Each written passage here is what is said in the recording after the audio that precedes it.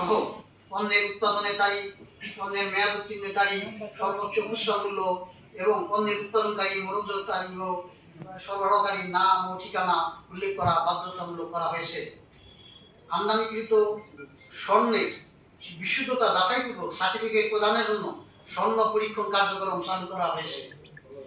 আমদানিকৃত ওজন ও পরিমাপ যন্ত্রের পাশাপাশি পণ্যের ছাড়পত্র বিএসটি হতে গ্রহণ করা বাধ্যতামূলক করা হয়েছে। বিএসটিআই কাউন্সিলের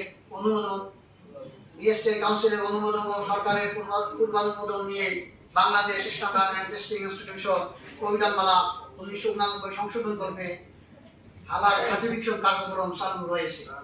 দেশীয় পণ্যের রপ্তানি সম্প্রসারণের জন্য পৃথক হালাল বিভাগ ও হালাল সার্টিফিকেট কার্যক্রম চালু হয়েছে।